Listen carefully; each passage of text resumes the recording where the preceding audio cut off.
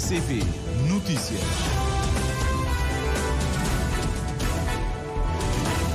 Em Cabo Verde já são 13 horas, muito boa tarde. Vamos dar início ao Jornal da Tarde para esta segunda-feira. A abrir a conhecer os títulos. Planos de contingência e de evacuação para Brava de 2016 estão sendo revistos pelo Conselho Nacional de Proteção Civil para qualquer eventualidade, avança Ministro da Administração Interna. Membros da CPI para investigar fundos do turismo e do ambiente empossados hoje têm 180 dias para esclarecer a opinião pública sobre a gestão destes dois fundos. Consignadas obras da Gare Marítima do Porto do Maio, orçadas em pouco mais de 74 mil contos. NATO pede a extensão da trégua para ajudar Gaza e libertar mais reféns. Acompanhe o desenvolvimento destas e outras notícias no Jornal da Tarde, numa edição de Humberto Santos.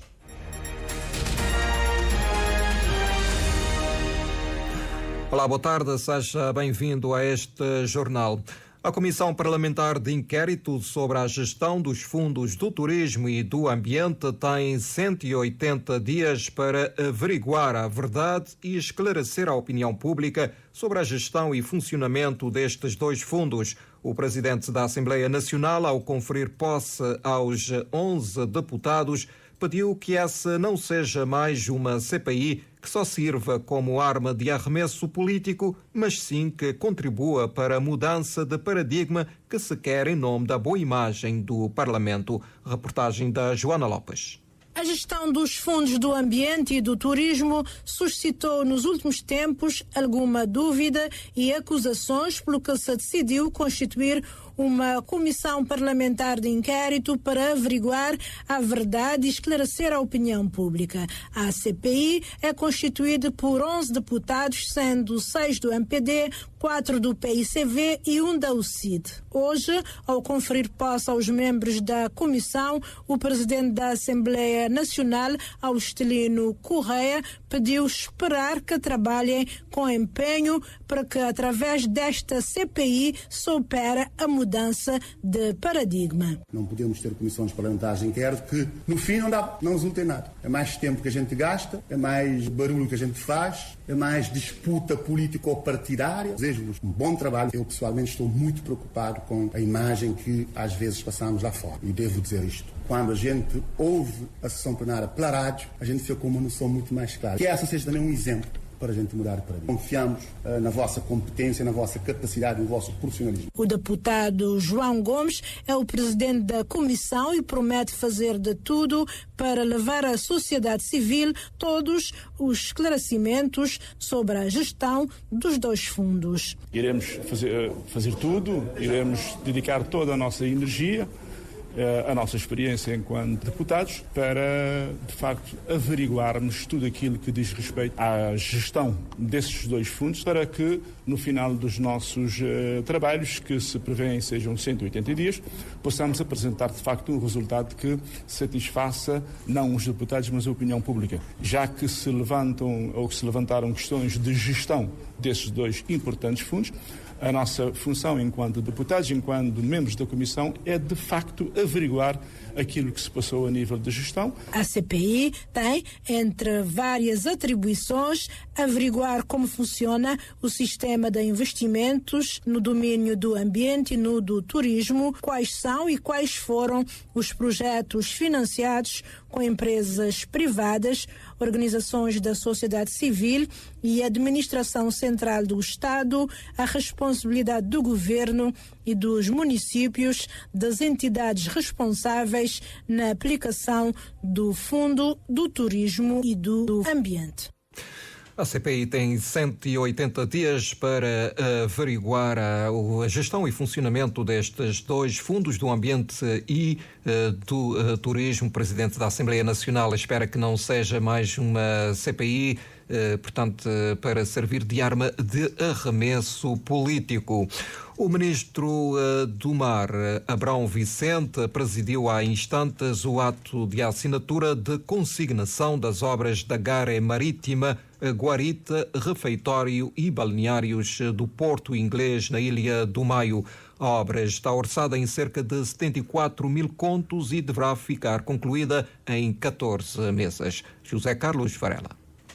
De acordo com o ministro Abrão Vicente, a intenção é de melhorar cada vez mais os serviços que são prestados nos portos de Cabo Verde, e o do Maio deverá conhecer melhorias daqui a 14 meses.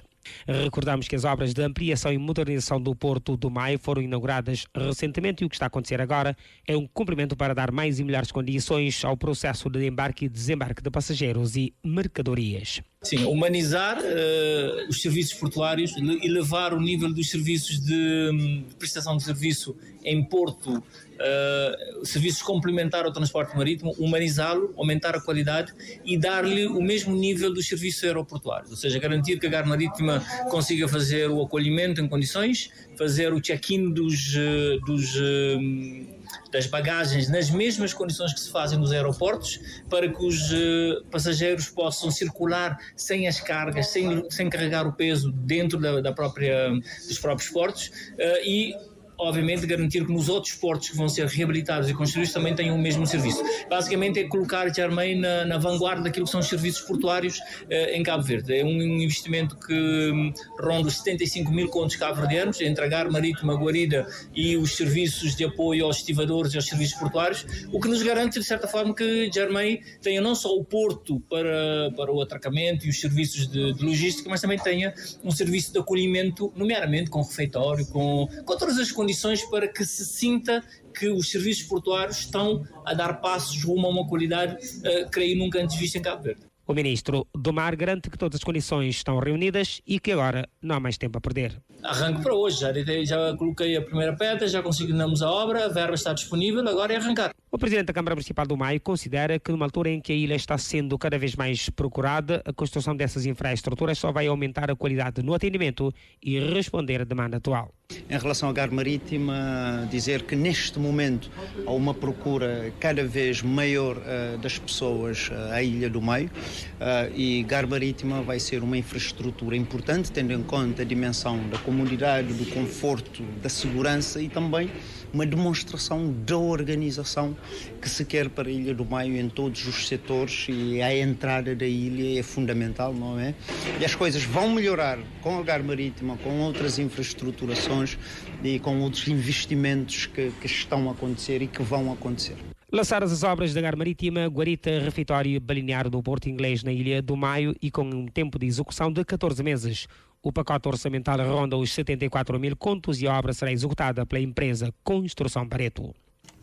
Jornalista José Carlos Varela. O plano de contingência para a Ilha Brava e o plano de evacuação elaborados em 2016 estão a ser revistos pelo Conselho Nacional de Proteção Civil, que esteve reunido esta manhã na cidade da Praia. O ministro da Administração Interna reafirma que a Ilha Brava continua no estado de alerta 3 devido aos constantes sismos registados nos últimos dias. Ailson Martins. A situação do momento na Ilha Brava é de tranquilidade. Esta afirmação é do ministro da Administração Interna em declarações aos jornalistas. Paulo Rocha diz que o governo está a agir na prevenção. Mas uma vez que, do ponto de vista técnico, científico, há um registro de eventos que nos faz estar no nível de alerta 3, do ponto de vista da proteção civil também há um conjunto de ações que têm que ser tomadas no âmbito do Sistema Nacional. Esta é a reunião do sistema, estamos nesta fase da preparação. Preparação implica reforço da sensibilização, que tem estado a acontecer junto de escolas, junto de comunidades, junto das autoridades locais. Significa, do ponto de vista operacional também, a análise dos meios, a disposição dos planos.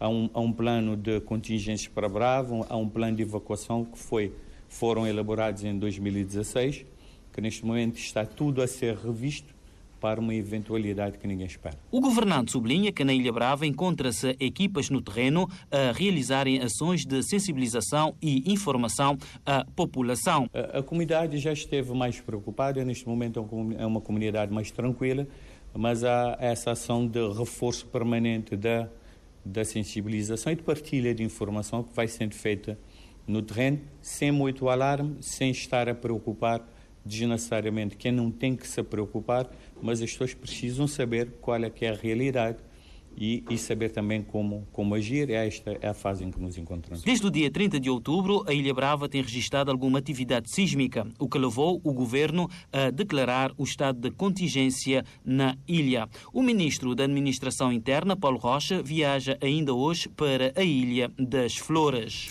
Entretanto, alunos e professoras da Escola Básica de Nossa Senhora do Monte, na Brava, afirmaram hoje vivenciar dias de pânico e medo no estabelecimento escolar com estruturas degradadas, uma vez que a ilha tem estado a tremer constantemente. Em declarações à Infopress, o professor José Henrique Ramos salientou que nestas últimas semanas os alunos e os funcionários da escola têm estado em pânico constante devido aos abalos sísmicos, tendo em conta a degradação do estabelecimento escolar, o que tem representado perigo permanente para todos. De facto, é uma situação onde que tanto professores, e alunos e pessoas que trabalham na escola estão em pânico constante. Devido à degradação de na escola, inclusive uma sala já foi interditado, com sinais claros que no futuro pode arrombar. Então, que ele é um aspecto muito negativo para a nossa escola, para a nossa ilha, tendo uma escola tão degradada, uma escola que é um património, pode falar assim, nacional. Mais uma vez, toda a comunidade educativa está em pânico com a situação de tremor de terra. Sempre haver estar na sala com alunos e há dias acontecendo que toda a comunidade estava na sala. Então foi um momento de pânico e inclusive tem alunos que quase desmaiam em termos daquela situação. Por sua vez, a aluna Ivanilda Cardoso também disse estarem com bastante medo porque a escola está muito degradada e os abalos têm sido frequentes. No tempo passado, com situação de bastante medo, para de escola, como todo mundo sabe que a escola habita. Então, naqueles lugares, um tipo de pilar, motos já vai cair. Existe um senhor que vem com uma espátula toda para de qualquer hora que ele pode fazer, poder do nosso rio. Então, é uma situação que eu sinto com medo. Lá mais para baixo, na janela, é uma que tinha um curso que de fundo, e qualquer hora, hoje lá, hora de começar a sair pedaços de coisa, qualquer hora ele pode cair. Então, eu senti um pouco de medo. Na hora jamais esquecida, como nós temos hoje, hoje exposicional. Na hora que se dá do aula, mas para mudar é uma situação que não pode ficar com medo de qualquer hora, qualquer professor que estuda, imagina bem chego fazer, ele pode dar abaixo. Se eu não fico com medo, para mim tem professores que tudo fica lá, mas está falando para não correr, não ficar ali, não ser passe, não sair dessa área. Alunos e professoras da Escola Básica de Nossa Senhora do Monte, na Brava, dizem-se receosos com os abalos sísmicos e para o estabelecimento escolar estar com as estruturas degradadas. Acordamos que o ministro diz que não há motivos para alarmes. O Instituto também de Meteorologia e Geofísica já tinha dito o mesmo, mas também que é necessário estar alerta.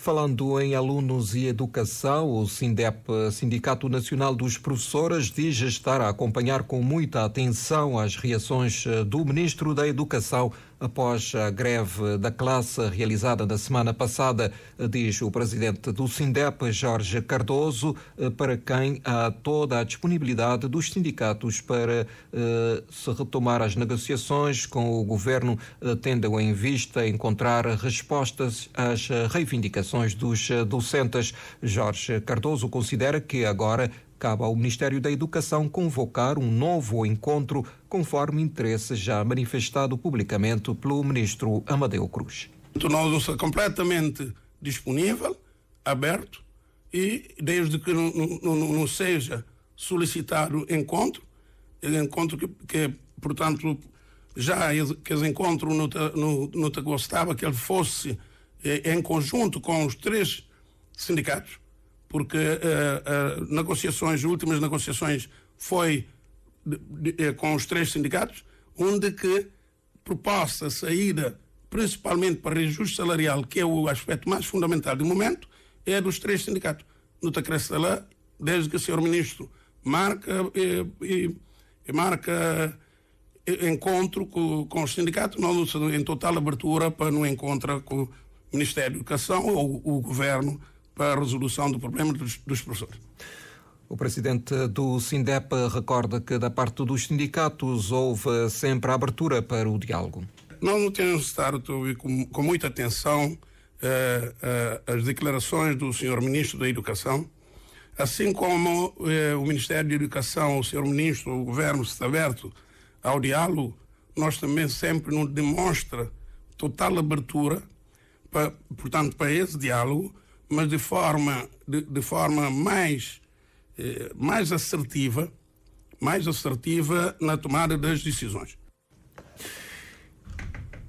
O presidente do SINDEP falava hoje no Opinião Pública da RCV sobre os impactos da greve. Adiantou que caso o Ministério da Educação não conceda um reajuste salarial com efeitos a partir de 1 de janeiro de 2024, na mesma percentagem para toda a classe, outras jornadas de luta vão acontecer em breve. A candidatura do dossiê de escritos de Cabral ao programa Memória do Mundo já foi entregue à Unesco, avança o historiador e técnico do IPC, Charles Akibode. O especialista em património mundial africano acredita que os trâmites foram respeitados e que os resultados da candidatura deverão ser conhecidos em 2025. Edneia Barros. O dossiê entregue à Unesco, explica o investigador Charles Akibode, tem que ver com a produção intelectual de e sobre Amílcar Cabral. O historiador lembra que existem mais de 5.000 livros sobre Cabral, o que por si só demonstra a riqueza desses fundos arquivísticos. O que é importante hoje é ver que há uma comunicação que diz que o dossiê já está feito e foi entregue. Os arquivos de Amílcar Cabral são imensamente ricos e, portanto, há várias contribuições, mas nós acreditamos que quando se lança um dossiê, não vemos o horizonte da riqueza dos dossiês da candidatura. E só para as teses sobre Amílcar Cabral, há mais de 5.000 livros sobre Amílcar Cabral. E, portanto, só isso mostra o horizonte da riqueza desses arquivos. De recordar que o Ministro da Cultura, Abrão Vicente, acusou na sexta-feira a Fundação Amílcar Cabral de desonestidade intelectual e de chegar-se à frente para parecer que fez a submissão da candidatura sem o trabalho do Estado e da Comissão Nacional da Unesco. Contactada pela RCV, a Fundação não quis reagir, dizendo que não quer alimentar a polémica.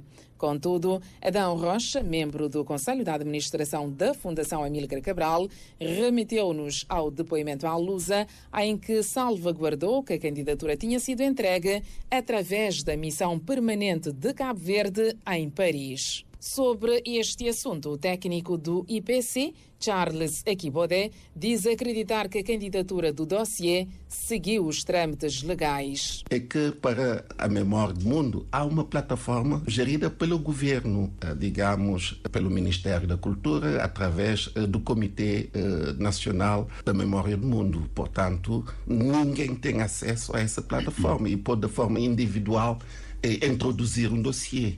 E, portanto, esses trâmites devem passar pela mão, digamos, do governo para que isso possa chegar à Unesco. Tenho a certeza também que foi isso que foi feito, porque ali na comunicação social o agradecimento que um responsável da Fundação Amílcar Cabral fez ao Arquivo Nacional, ao Comitê, e, portanto, acredito que os trâmites foram respeitados. O especialista em património mundial africano frisa que Cabral não é uma referência apenas para Cabo Verde, mas também para a África e para o mundo. Uma história que precisa ser compartilhada com as demais nações, sublinha Akibode. Acho que o dossiê de Amílcar Cabral não é somente um dossiê de Cabo Verde, um dossiê da África em si mesmo.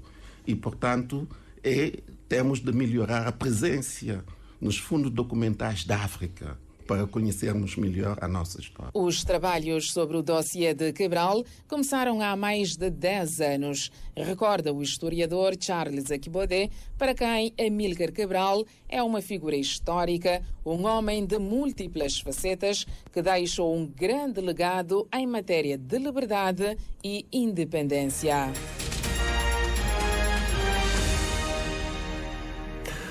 A Assembleia Municipal da Praia está reunida em sessão extraordinária para apreciar e aprovar um conjunto de deliberações, nomeadamente a proposta do orçamento retificativo para 2023.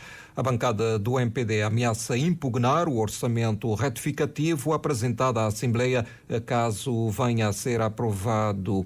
A bancada do PAICV, que sustenta a gestão camarária, apoia a proposta do orçamento retificativo, reafirmando a necessidade de redistribuir as verbas entre as rúbricas, argumentando que há razões de fundo para se ajustar às previsões feitas anteriormente. Jornalista José António dos Reis.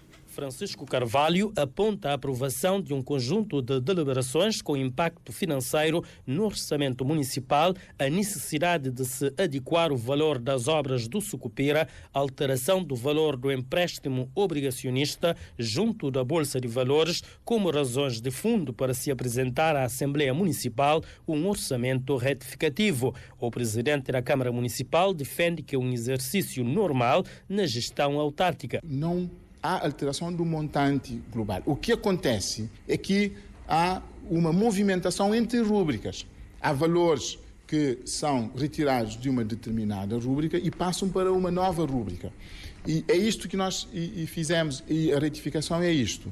É a deslocação de dinheiro dentro do próprio orçamento, de um lado para o outro, de uma rúbrica para outra. Por exemplo, nós olhamos para uma rúbrica e nós não temos ali um montante de 10 milhões e não gastamos tudo. Não conseguimos aplicar, implementar tudo. Chegamos ao fim do ano, vamos buscar ali, e utilizamos apenas 4 milhões, quer dizer que há 6 milhões. Vamos retirar ali e levar para uma outra rúbrica para aumentar os trabalhos dentro dessa nova rúbrica. Os argumentos da Câmara Municipal não convenceram a bancada da oposição. Manuel Alves, eleito municipal do MPD, classifica de desequilibrado a proposta do orçamento retificativo e avisa que, se o documento for aprovado, o MPD vai pedir impugnação. O orçamento retificativo também com 100 tal mil conto a mais na despesa e receita menos. Eu também pido impugnação nesse orçamento porque está desorganizado, está fora de lei, dispôs ele reduzir, não é um orçamento de 3 milhões, mas reduzir 200 e tal mil conto. Não de que verbas que ele gasta fora de lei, ele recruta pessoas, ele fazer tudo o que ele quer, depois ele trazer ali, finais de novembro, para ratificar o que ele fazer que é fora de lei. Ele é um presidente sempre que tende a fora de lei. A bancada municipal do PAICV refuta as considerações da oposição, alegando que a autarquia estava a contar com verbas do governo que não foram transferidos, nomeadamente os do Programa de Requalificação, Reabilitação e Acessibilidade SPRA e dos Fundos do Ambiente e do Turismo. E o orçamento aprovado foi previsto o pagamento de empréstimos bancários parcelados. Todavia, o governo transferiu 83 milhões de escudos para contra a Câmara Municipal e automaticamente o mesmo montante foi transferido para o banco para pagamento de empréstimo concedido em 2020, nas vésperas das eleições. A conjuntura também foi marcada por outros fatores, como inscrições de novos projetos, bem como contratualização de verbas nos projetos financiados pelos parceiros internacionais. Ainda nesta sessão extraordinária, os eleitos municipais da Praia vão apreciar e votar projetos de loteamento em vários pontos do município da capital. Em Cabo Verde, morrem mais homens por cancro da próstata do que mulheres por cancro da mama. Uma realidade que, segundo a coordenadora do Programa Nacional de Luta contra o Cancro, Carla Barbosa, é explicada pelo facto de os homens procurarem menos os serviços de saúde. Os homens geralmente não procuram cuidados de saúde e, por sua vez, as nossas atenções de prevenção não são específicas até o momento para a população masculina. Devemos aproveitar todas as oportunidades, em todos os lugares, nas escolas, por isso a educação é de extremamente importância neste fim, nas comunidades e em todos os ambientes laborais, para além das estruturas, claro, de saúde, para falarmos do autocuidado, dos fatores de risco e, principalmente, na mudança de atitude. É de extrema importância criarmos uma rotina de cuidado e de procura da saúde e não da doença.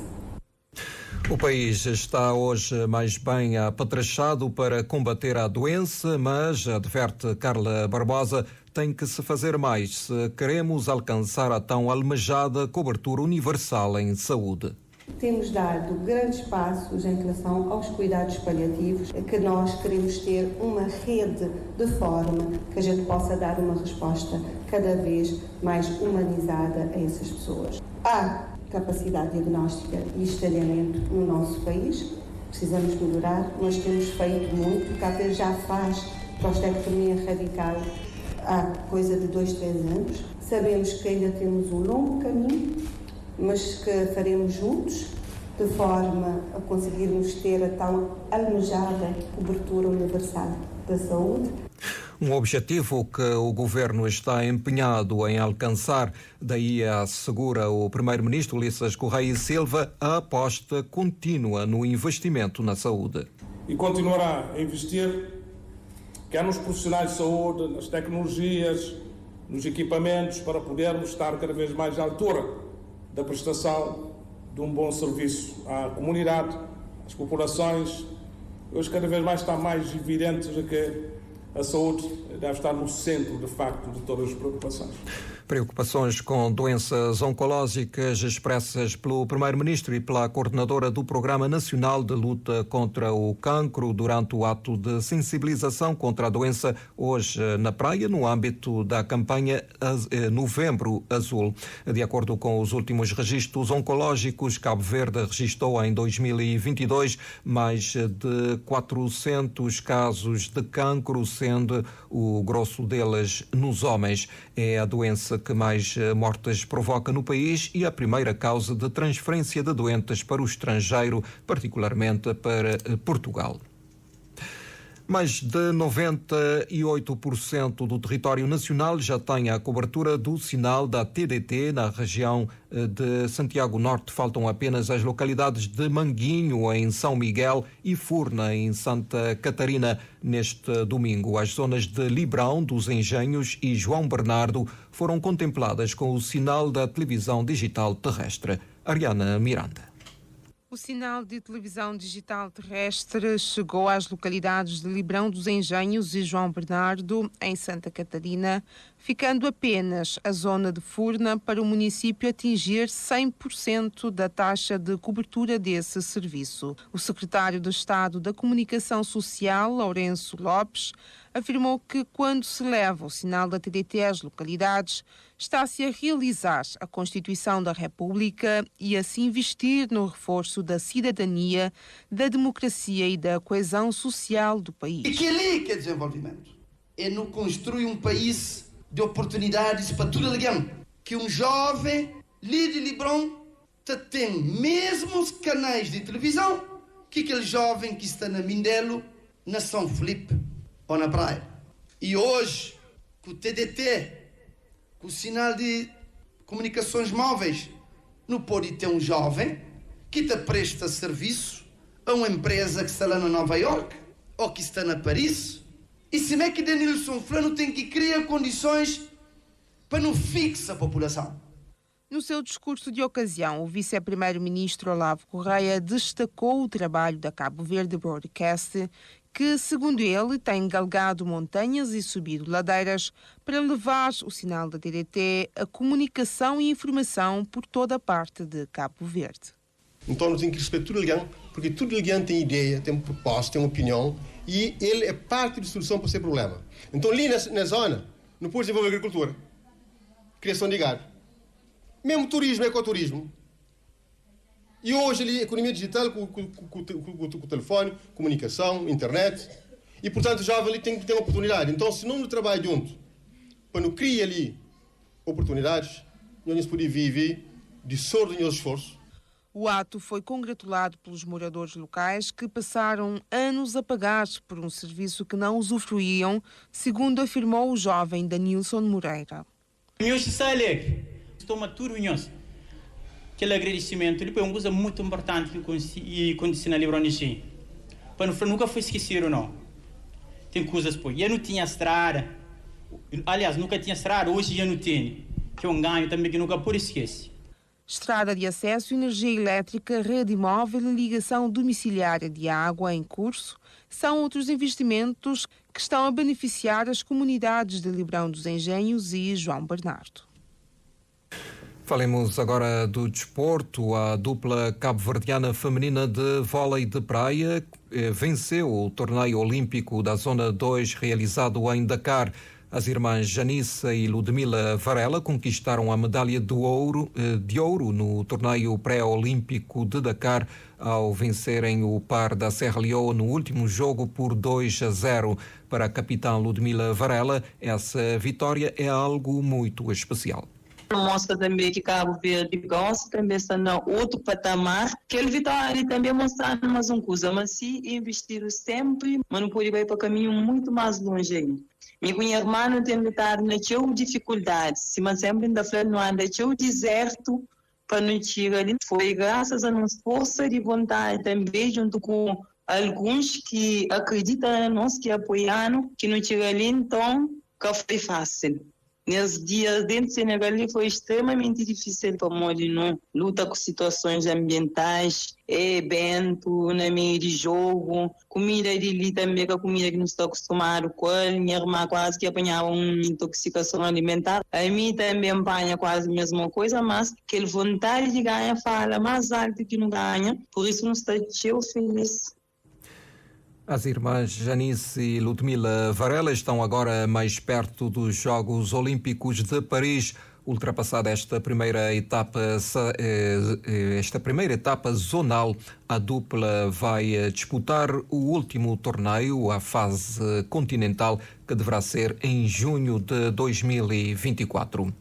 Ainda de desporto falando, a seleção feminina sénior, a seleção nacional sénior feminina de futebol está em Dakar, a caminho da Nigéria, para a segunda eliminatória da qualificação para a fase final da Taça Africana das Nações, que é disputada no próximo ano em Marrocos. Lúcia Muniz, que coordena o futebol feminino na Federação Cabo-Verdiana de Futebol, refere que a seleção está motivada para o jogo com Nigéria, marcado para quinta-feira. Também joga com o número da África. Há uns anos atrás, nunca pensava que ela é que deixa de causa um bocadinho de ansiedade na atletas, para morrer tudo dia com a equipa de Nigéria. Hoje a Nigéria na Mundial, este sábado acompanha a Nigéria e também jogadoras de Nigéria.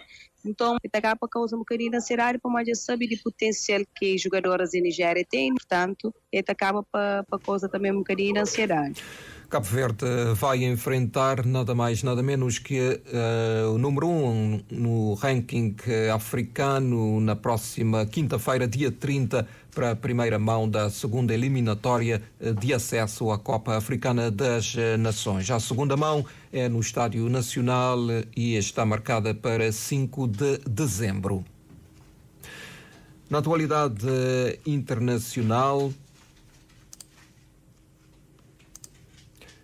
Na atualidade internacional, o secretário-geral da NATO pediu hoje uma extensão da trégua entre Israel e o movimento islamita Hamas, que possibilitou o regresso de uma parte dos reféns e a entrada de ajuda humanitária na faixa de Gaza.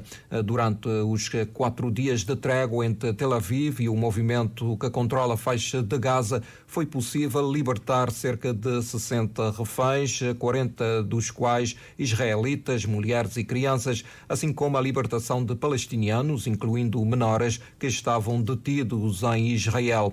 Logo no início da trégua, na sexta-feira, caminhões com ajuda humanitária entraram em Gaza para prestar auxílio à população, privada há quase 2 meses de acesso a necessidades básicas e enclausurada num território que está a ser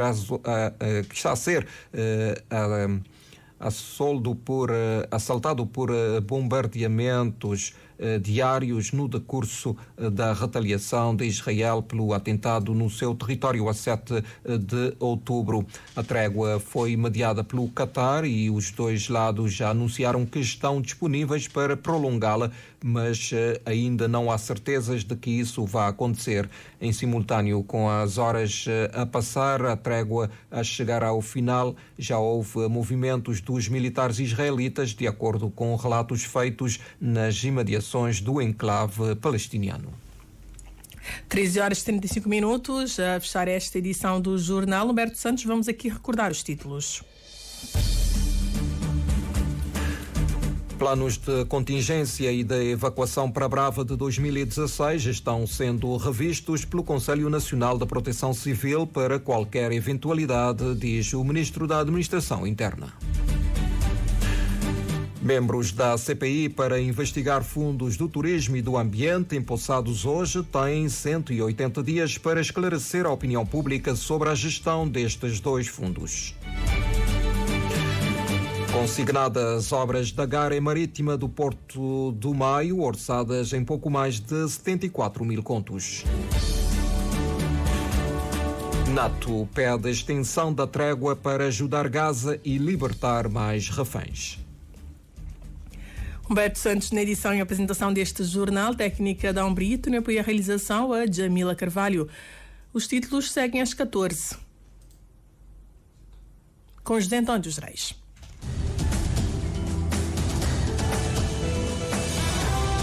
Mais informações em www.rtc.cv